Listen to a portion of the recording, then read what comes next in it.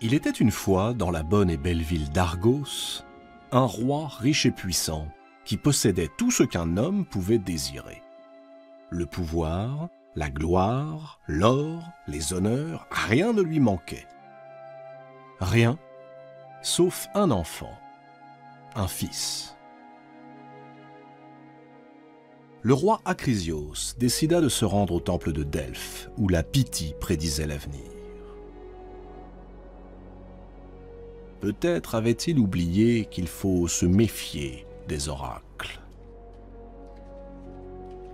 « Que dois-je faire pour avoir un garçon ?» demande Acrisios. Comme d'habitude, l'oracle ne répond pas directement à la question qui lui est posée. « Tu auras une fille, » répondit la Pythie. « Et cette fille donnera naissance à un garçon.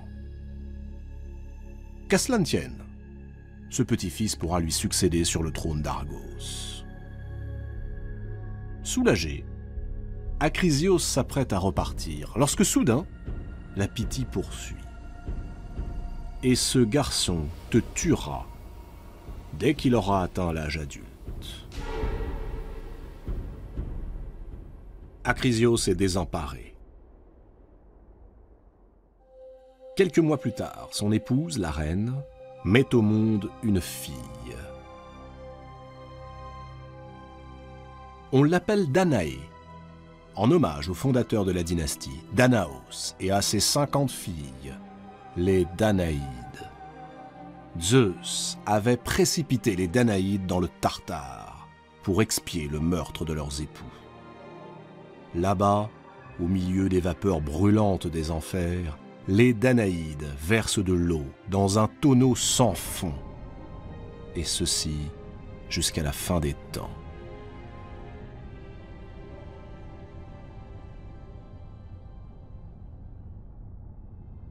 Le roi Acrisios pourrait assassiner Danaé de sa propre main, mais la malédiction des dieux serait terrible. Il n'en fait rien.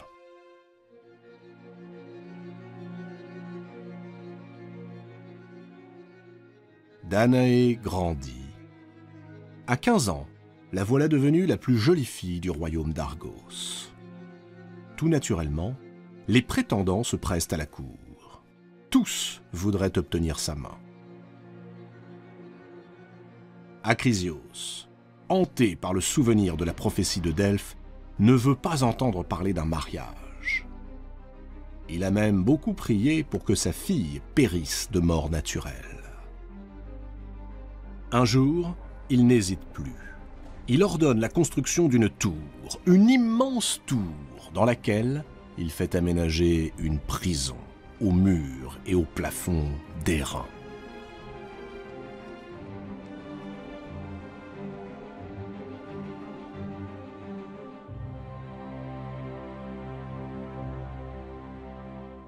La tour achevée, il invite Danaé, sa nourrice, à le suivre. Ni l'une ni l'autre n'imaginent le terrible sort qui les attend. Les deux femmes pénètrent à l'intérieur. La lourde porte se referme. Danaé pousse un cri d'horreur que personne n'entend.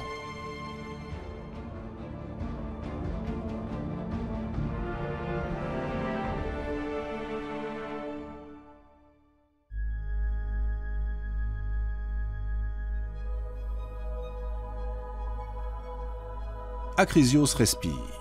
Il croit l'affaire réglée. Il se trompe. Ce que l'on dérobe à la vue des hommes n'échappe pas au regard des dieux. Et tout particulièrement au regard de Zeus. Voilà bien longtemps que le roi de l'Olympe a remarqué la beauté de Danaé. Il en est amoureux. Zeus est toujours amoureux. Il sourit de voir Danaé enfermée dans sa prison d'airain. C'est le moment idéal pour faire sa conquête. Toutefois, Zeus va devoir se métamorphoser, car il sait que les mortels ne peuvent contempler un dieu sous son apparence divine, sous peine d'en mourir. Taureau, cygne, aigle, serpent, la métamorphose n'a plus de secret pour Zeus. Cette fois, il décide de se changer en pluie. Une pluie d'or qui se glisse à travers les interstices de la tour, à travers les murs et retombe, caressante, sur le corps assoupi de Danaé. La jeune fille s'éveille aussitôt. Toute la pièce est illuminée. Des gouttes d'or descendent du plafond. Elle n'ose comprendre. Et si c'était...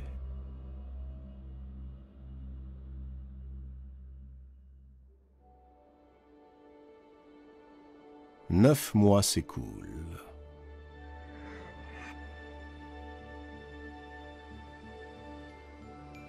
Un garçon naît.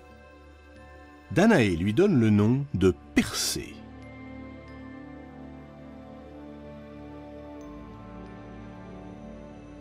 Redoutant la fureur de son père, elle cache l'enfant du mieux qu'elle peut. Mais impossible d'étouffer ses cris. Intrigué, le roi Acrisios se rend à la tour. Ce sont bien des cris de bébé. Acrisios fait ouvrir la porte. Mais oui, il ne s'est pas trompé. Un enfant est bien là.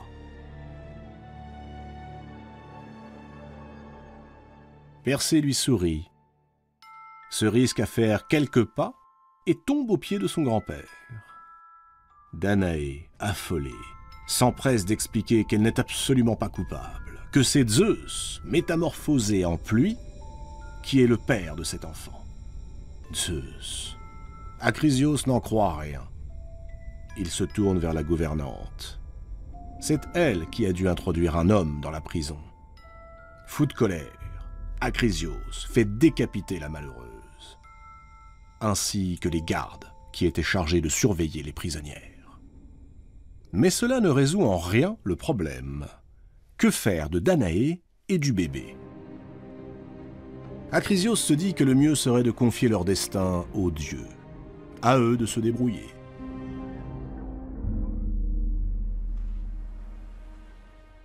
Il fait venir un menuisier, le plus doué du royaume, et lui commande un grand coffre de bois. L'ouvrage achevé, il y enferme Danaé et Persée, et les fait déposer sur l'océan. Cette fois, leur nouvelle prison ne se limitera plus à 4 murs, mais à tout l'espace marin.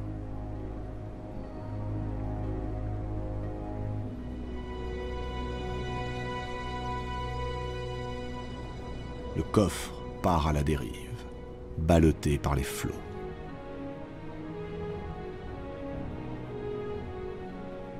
Cette coque de noix aurait dû sombrer 1000 fois.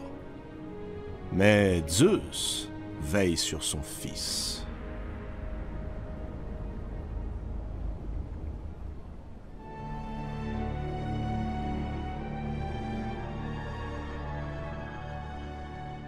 Le coffre finit par atteindre les abords d'une petite île rocailleuse, l'île de Sériphos.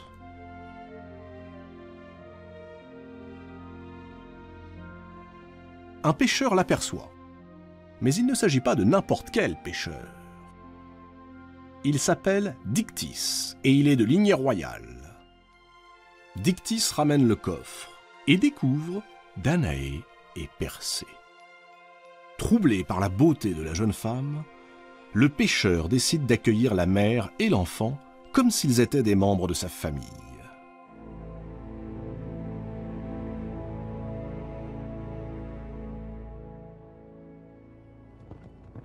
Les années passent. Persée est devenu un jeune homme fort et courageux.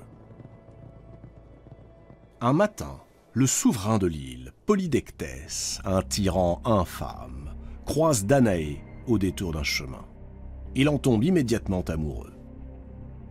Polydectès conçoit pour Danaé une passion dévorante. Il en devient obsédé. Mais voyant bien, d'une part, que ses sentiments ne sont pas partagés, d'autre part, que Persée ne ferait qu'une bouchée de lui s'il tentait de prendre Danaé par la force, il imagine un stratagème pour séparer la mère du fils. Un banquet. Polydectès organise un banquet. Et il a un bon prétexte. Son mariage avec une princesse étrangère du nom d'Hippodamie. Il annonce à tous la nouvelle et exige que chaque jeune noble lui témoigne son amitié en offrant des cadeaux luxueux à sa future épouse, des chevaux de préférence, pourquoi pas toute une écurie, car la jeune femme est férue d'équitation. « Et toi, lance-t-il à Persée, toi qui ne possèdes même pas ta propre chemise, que m'offriras-tu? Tu ne saurais t'inviter les mains vides à mon banquet. » Piqué au vif, Persée réplique qu'il est disposé à apporter tout ce que le roi voudra. Tout? Parfait. Je veux la tête de la Gorgone. La tête de la Gorgone. Il n'existe pas un seul être dans tout l'univers capable d'un pareil exploit. Persée va refuser, c'est sûr. Non. Il accepte. Un courant glacial parcourt la grande salle du trône. Persée est fou. Il ignore de quel monstre terrifiant il s'agit. La Gorgone.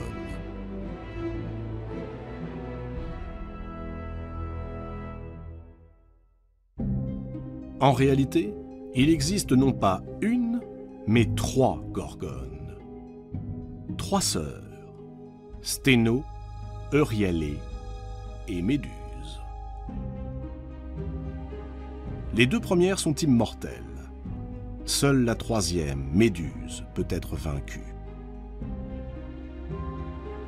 Il y a bien longtemps, les Gorgones étaient 3 jeunes filles à la beauté légendaire. C'est la déesse Athéna qui les a transformées en monstres parce qu'elles avaient osé la défier. Les Gorgones sont des créatures terrifiantes. Elles possèdent des ailes d'or attachées aux épaules. Leurs cheveux sont hérissés de serpents. Et de leur seul regard, elles sont capables de tuer. Elles pétrifient sur le champ quiconque ose les regarder en face. Polydectès est ravi. Ce petit prétentieux de Persée s'est piégé lui-même. Mais ce que Polydectès ignore, c'est la filiation du jeune homme. Il est le fils de Zeus et possède de surcroît la sympathie de nombreuses divinités, en particulier celle d'Hermès et d'Athéna. Et aujourd'hui, Athéna voit en Persée une occasion de parachever sa vengeance sur les Gorgones.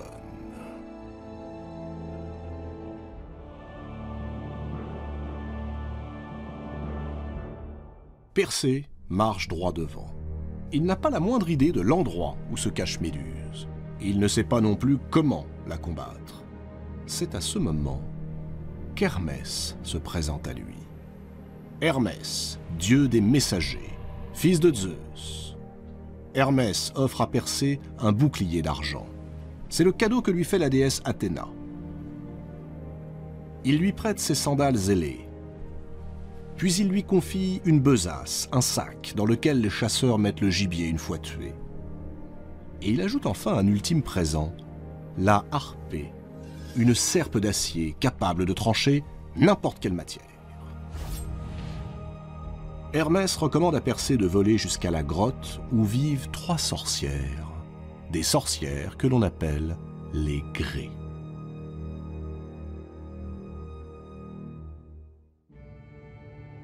Les Grées sont les sœurs des Gorgones, et leur monstruosité se valent.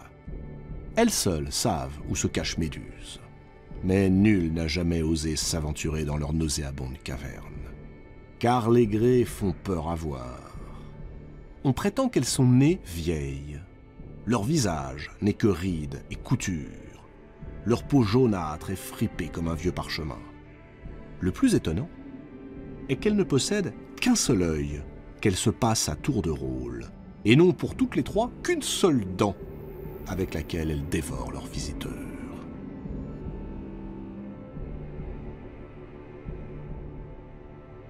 Hermès pointe un doigt en direction de l'ouest. Si les Gorgones vivent au-delà de l'océan, hors des frontières du monde, aux portes de la nuit, il n'en est pas de même des Grées qui, elles, habitent dans ce monde. Grâce aux sandales ailées, Persée traverse l'azur, se laisse guider, et bientôt le voilà à l'entrée de la grotte où sont tapies les trois sœurs.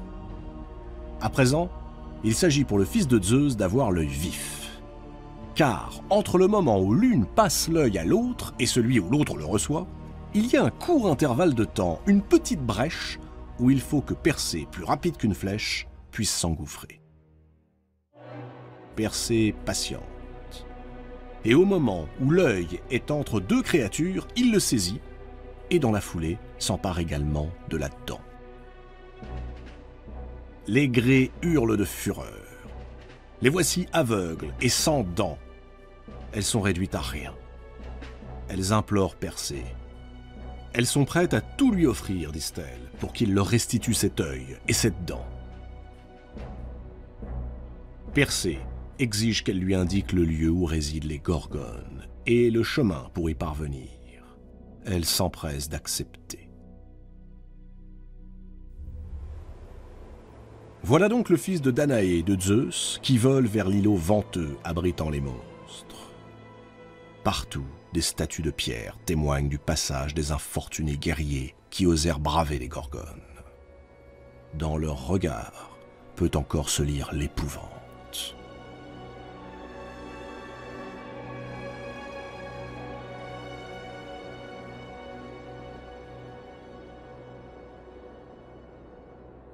Elles sont là, les Gorgones. Elles dorment.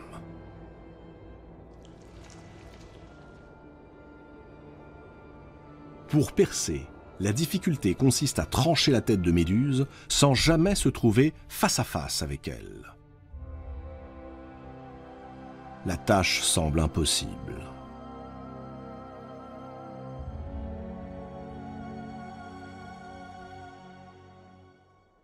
C'est Athéna qui lui souffle la solution.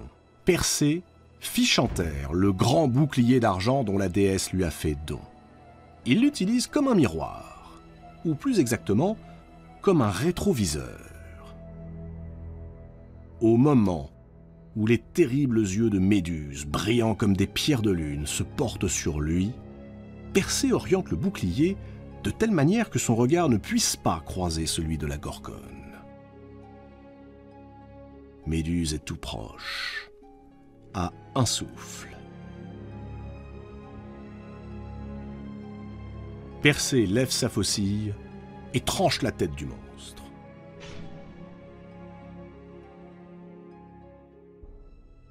Dans un horrible sifflement, Méduse s'écroule.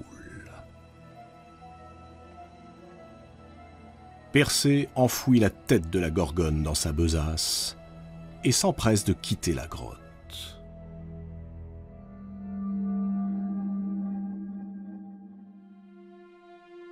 Sur le chemin du retour, alors qu'il vole vers l'île de Polydectès, Persée aperçoit soudain une jeune femme enchaînée à un rocher. C'est Andromède, la fille de la reine Cassiopée.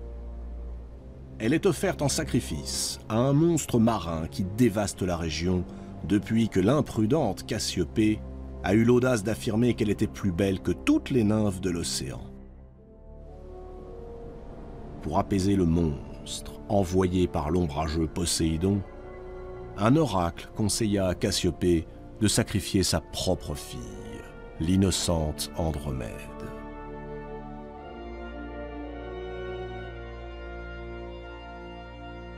La malheureuse gémit. Sa plainte monte jusqu'à Persée. Il l'entend, il la voit. Il est aussitôt séduit par sa beauté. Pas question de l'abandonner à son sort.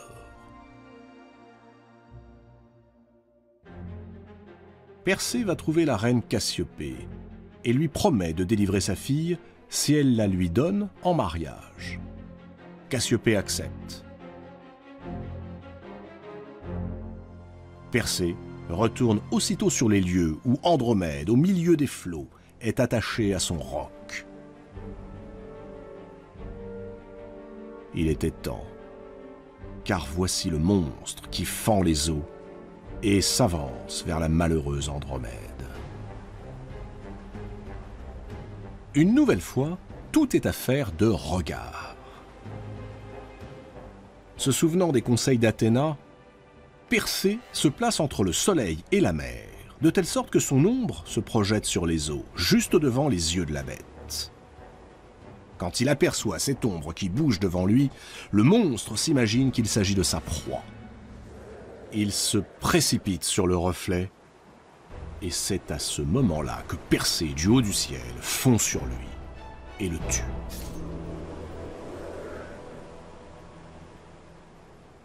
Andromède est sauvée. Persée reprend sa besace avec la tête de la Gorgone à l'intérieur. Accompagné d'Andromède, il arrive enfin à Séryphos. Mais dès qu'il débarque, on lui apprend que l'infâme Polydectès n'a jamais eu l'intention d'épouser quelqu'un d'autre que Danaé. Il a profité de l'absence de Persée pour tenter à plusieurs reprises de forcer sa mère. Heureusement, Danaé a trouvé refuge dans le temple de la déesse Héra. Persée place Andromède sous la protection de Dictys, et il se rend, seul, à la cour du roi Polydectès. Il remonte les couloirs, pénètre dans la salle où Polydectès et sa cour sont attablés devant un grand festin. Quand Persée apparaît, le silence se fait. Polydectès le dévisage, hébété. Persée marche vers lui. Il le toise, sans dire un mot. Puis il ouvre sa besace et en retire la tête de Méduse. D'un geste lent, il la soulève en prenant soin de détourner le regard. En un instant, tous les convives, Polydectès le premier, sont transformés en statues de pierre. Persée remet alors la tête dans sa besace et se retire, laissant derrière lui un monde pétrifié.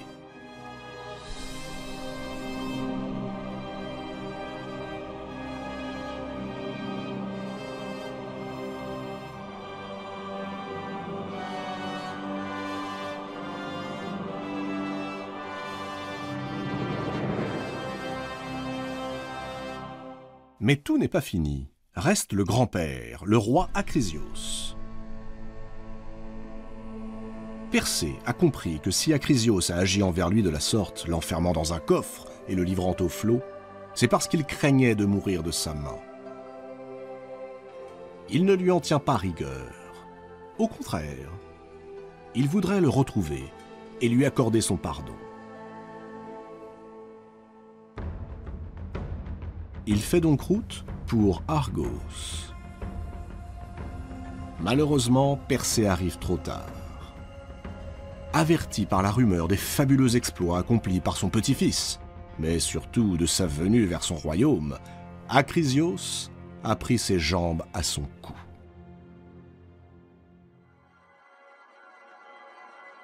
Mais le destin décide seul de l'heure où le rideau doit tomber. Quelques jours après son arrivée à Argos, Persée participe à des jeux organisés en son honneur. Vient l'épreuve du lancer de disques. La foule est dense. Parmi elles, dissimulé, un vieillard à la barbe grisonnante. Persée lance son disque. À ce moment précis, un violent coup de vent le détourne de sa trajectoire. Il file et frappe de plein fouet le vieillard, et le tue sur le coup. C'était Acrisios, le roi d'Argos, le grand-père de Persée. L'oracle de Delphes, une fois encore, a eu raison de l'agitation des hommes qui tentèrent de le faire mentir.